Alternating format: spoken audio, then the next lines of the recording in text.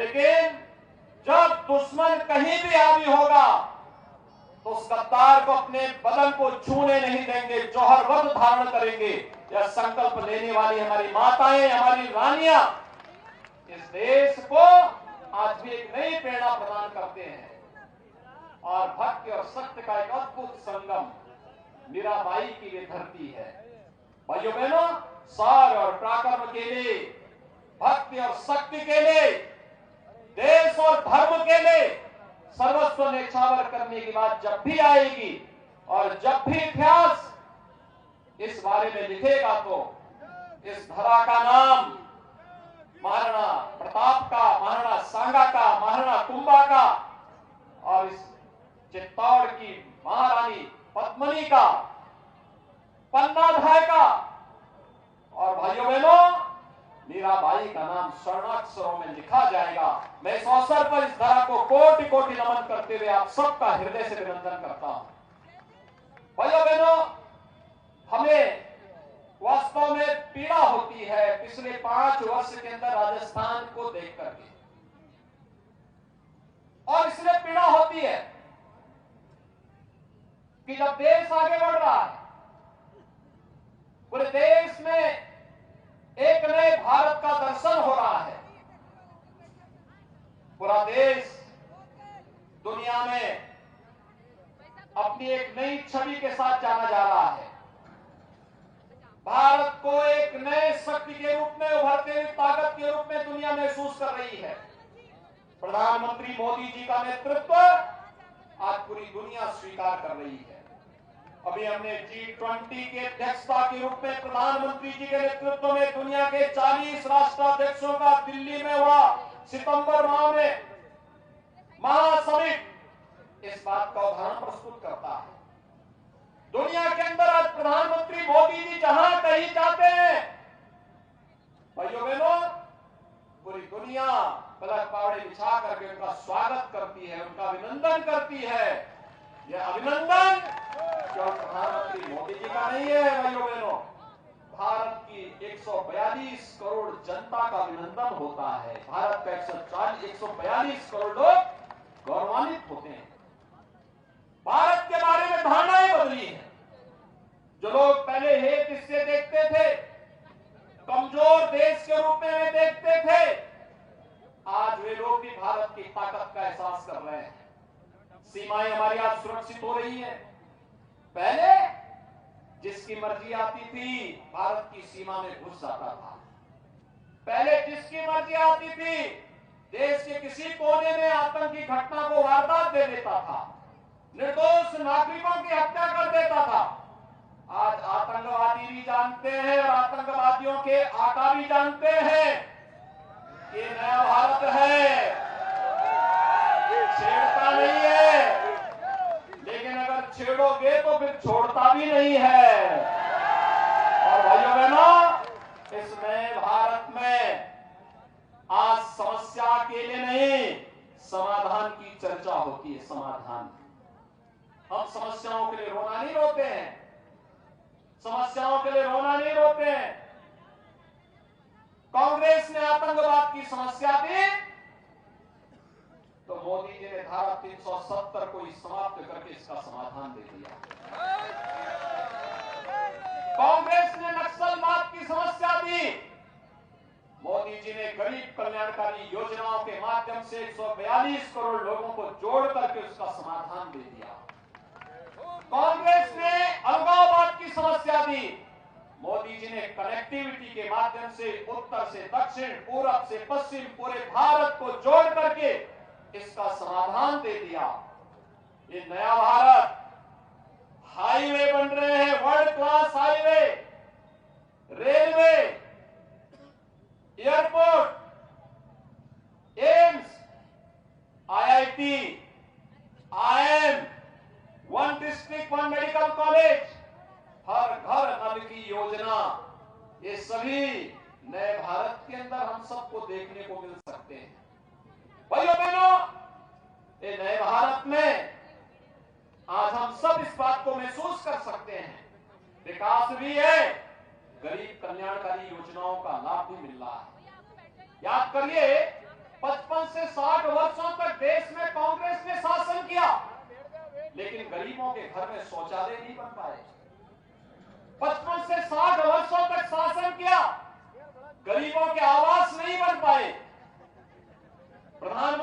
मोदी जी ने 12 करोड़ गरीबों के घर में एक शौचालय दे दिया, 4 करोड़ गरीबों को एक आवास उपलब्ध करवा दिया, 9 करोड़ 60 लाख गरीबों के घर में उज्ज्वला योजना का रसोई गैस का सिलेंडर भी पहुंचा दिया, फ्री में पहुंचा दिया।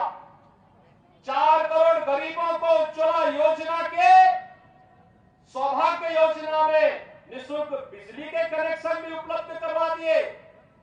और भाइयों बहनों, यही नहीं, देश के अंदर 50 करोड़ गरीबों को प्रतिवर्ष 5 लाख रुपए की स्वास्थ्य बीमा का कवर भी दे दिया और 12 करोड़ किसानों को 6,000 रुपए सालाना प्रधानमंत्री किसान सम्मान निधि का लाभ भी दे दिया। भाइयों बहनों, सरकार योजनाएं बनाती है, उसको प्रभावी ढंग से कैसे क्रियान्वित किया जाए, इसका उदाहरण प्रधानमंत्री मोदी जी ने देश को दिया। डिजिटल इंडिया के माध्यम से भ्रष्टाचार पर प्रभावी अंकुश लगाने का कार्य भी किया, भारत को एक नए भारत का दर्शन कराने का काम भी किया। भाइयों बहनों, आज हम सब देख सकते हैं, सामान्य दिनों में तो हर व्यक्ति कर सकता है अगर इच्छा शक्ति हो तो, लेकिन जब संकट हो, इस सदी का सबसे बड़ा संकट कोरोना महामारी था। आज मैं समाचार पत्र पढ़ रहा था, कल भी मैं देख रहा था, अमेरिका में, चाइना में एक बार फिर से कोरोना महामारी फैल रही, तेजी के साथ फैल रही है। हमारे यहां कोरोना पर हजारों की संख्या में एकत्र है। कोरोना में पूरी तरह अंकुश है, कंट्रोल है, क्योंकि मोदी जी ने 2 प्रभावी वैक्सीन दे दी है। आप मुझे बताइए, क्या कांग्रेस होती तो क्या वैक्सीन आ जाती? नहीं आती, नहीं आती, वैक्सीन नहीं आती। और अगर आ ही गई होती, वैज्ञानिक लेके आ ही गए होते, तो कांग्रेस के नेता उसको भी ब्लैक कर देते। गरीबों को तो नहीं मिलती, नहीं मिलता थी।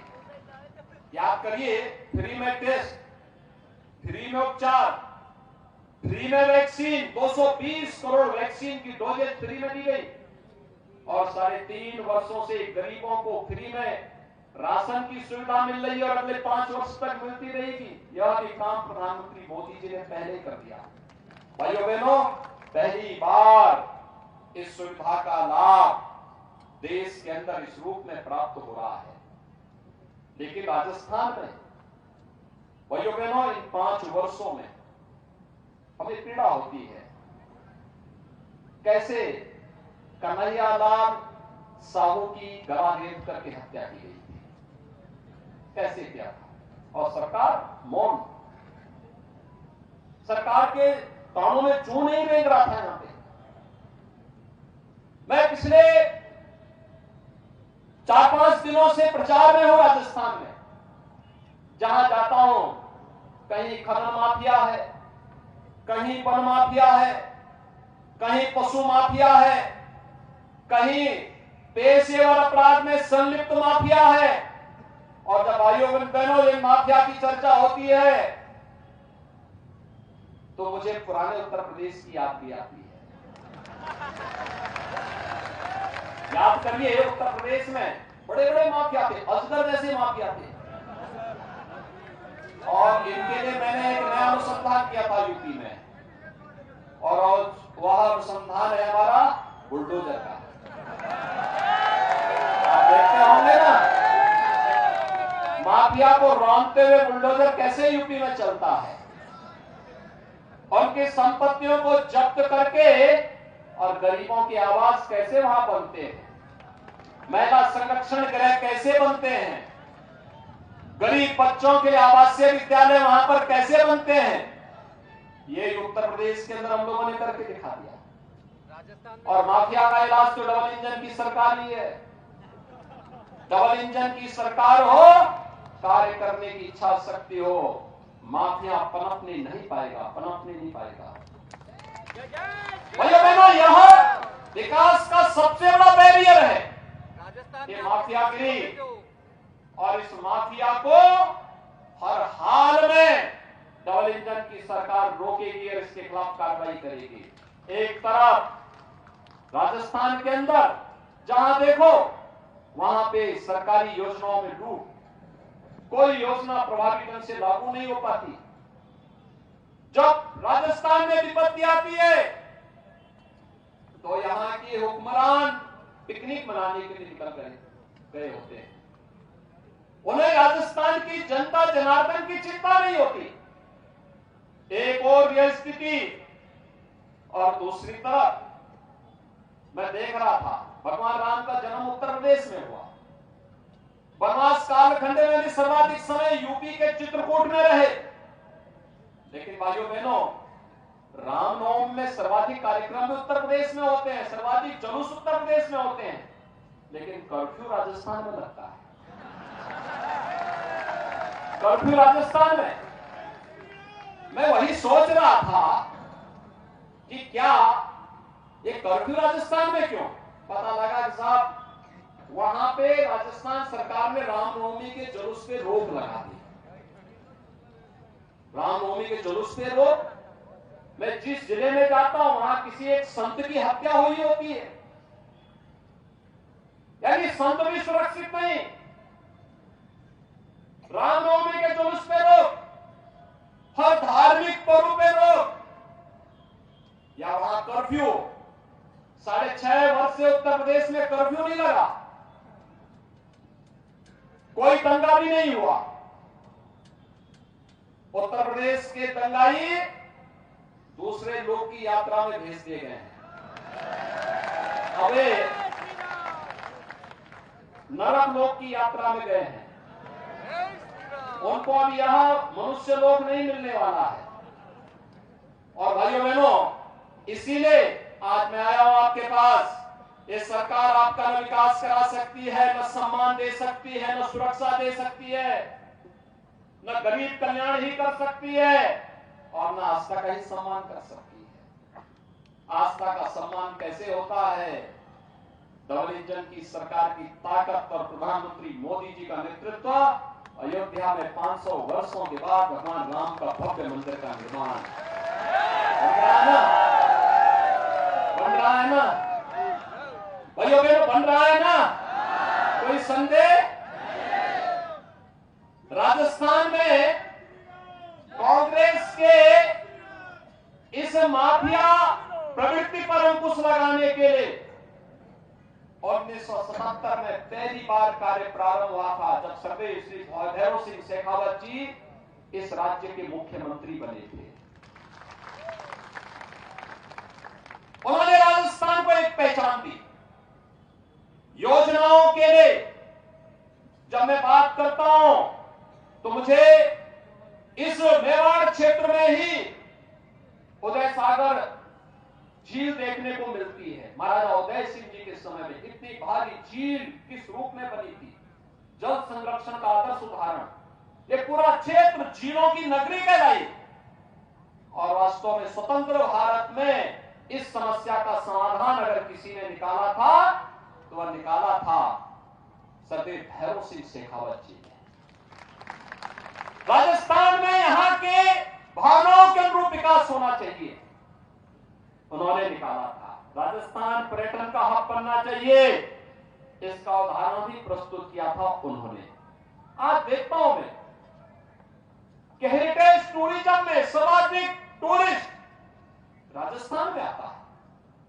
मैं अभी पिछले सप्ताह भी उदयपुर आया था, उदयपुर एयरपोर्ट पे उतरा। मैंने कहा कि उदयपुर एयरपोर्ट में कितनी फ्लाइट आती है? मुझे बताया कि 25 फ्लाइट आ रही टूरिस्ट। ये टूरिस्ट यह राजस्थान में केवल टूरिज्म को डेवलप करने का नहीं, यहां रोजगार के सृजन का, हर स्तर पर लोगों को नए रोजगार उपलब्ध कराने का कार्य स्वर्गीय भैरव सिंह शेखावत जी के समय प्रारंभ हुआ था। उस कार्यक्रम को आगे श्रीमती वसुंधरा राजे सिंधिया जी के नेतृत्व में भी आगे बढ़ाया गया। लेकिन भाइयों बहनों, याद रखना, विकास, टूरिज्म और रोजगार के सबसे बड़े बैरियर है माफिया राज। कांग्रेस इसका सबसे बड़ा बैरियर है, और कांग्रेस आपकी आस्था पर भी खिलवाड़ कर रहा है, आपकी भावनाओं के साथ भी खिलवाड़ कर रहा है। कांग्रेस के द्वारा विकास में रोड़े अटकाने का विधानसभा का एक चुनाव चल रहा है, तो भाइयों बहनों, चुनाव में केवल विधायक का ही चुनाव नहीं होता है। हर व्यक्ति की इच्छा होती है कि मुझे टिकट मिले, और होना भी चाहिए। हर कार्यकर्ता को, हर जनप्रतिनिधि को चुनाव लड़ने का अधिकार है। लेकिन पार्टी ने एक बात तय किया, मैं मानता हूं श्री चंद्रभान सिंह आज्ञा भारतीय जनता पार्टी के कार्यकर्ता है और उन्होंने कार्य किया, लेकिन पार्टी के निर्णय के साथ अगर वे जुड़ते, उनका भी सम्मान होगा। और मुझे लगता है कि जिस माफिया राज के खिलाफ हमें मिलकर के लड़ना है, उस माफिया को भी ये डबल इंजन की सरकार बनने के बाद राजस्थान से खात्मा भी होगा, रास्ता का सम्मान भी होगा। और यही भावनाओं के साथ आज मैं आपसे अपील करने के लिए आया हूं कि भारतीय जनता पार्टी ने श्री नरपत सिंह राजवी जी को आपके बीच में प्रत्याशी बनाकर के उतारा है। भाइयों बहनों, वो एक वरिष्ठ नेता है, उन्होंने 10 वर्षों तक यहां पे सेवा की, विकास की योजनाओं को आगे बढ़ाने का काम किया, और आज भी उनके मन में एक तड़प है कि मैं इस अभियान का साथी बनकर के आगे बढ़ सकता हूं। भाइयों बहनों, मैं आप सबसे अपील करने के लिए आया हूं कि श्री नरपत सिंह राजवी जी और को एक अवसर दीजिए। डबल इंजन सवाल विधायक का नहीं, सवाल डबल इंजन की सरकार बनाने का है। प्रश्न डबल इंजन सरकार बनाने का है।